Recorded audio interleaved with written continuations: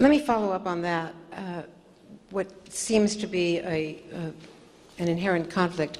The agency's position and its defenders has been that, in particular, one of its signal successes, the takedown of Osama bin Laden, could be attributed to the use of what the President and others have called torture, what you prefer to call enhanced interrogation techniques.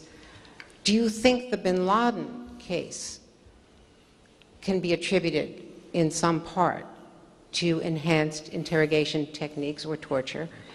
And you've acknowledged in your own experience that what the President described as difficulties in relationships with allies has resulted from this chapter in American history. Can you expand on that, how you have experienced difficulties as a result of what has been disclosed? And finally, if there is some unknowable value to these techniques, to waterboarding, near drowning, slamming people against the wall, hanging them in stress positions, confining them in small boxes or coffins, threatening them with drills, waving guns around their head as they are blindfolded, what or which of these techniques could be used if, as the Director of Central Intelligence, you and another president or this president were faced with an imminent threat? Could there be another covert finding and rulings and advice from the Attorney General that would lead you and your successors to say, we should do this because there could be some value to prevent an attack on America? First question on bin Laden.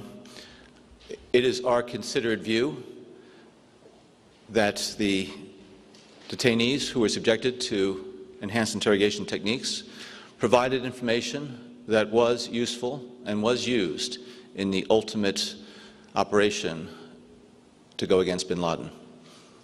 Again, intelligence information from the individuals who were subjected to EITs provided information that was used in that. Again, I am not going to attribute that to the use of the EITs, just going to state as a matter of fact the information that they provided was used.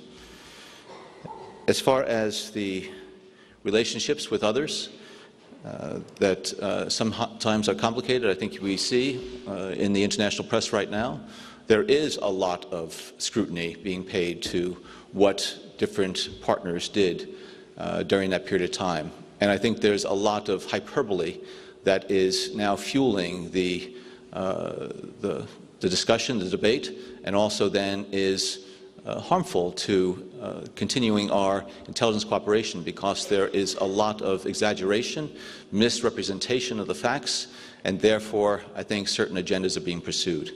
And so I certainly wish that this would not be happening.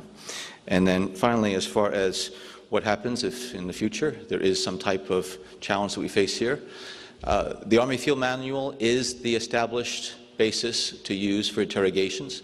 We, CIA, are not in the detention program. We are not contemplating at all getting back into the detention program, using any of those EITs. So I defer to the policymakers in future times when there is going to be the need to be able to ensure that this country stays safe if we face a similar type of crisis. Actually, sorry, CNN. One thing about your answer, sir.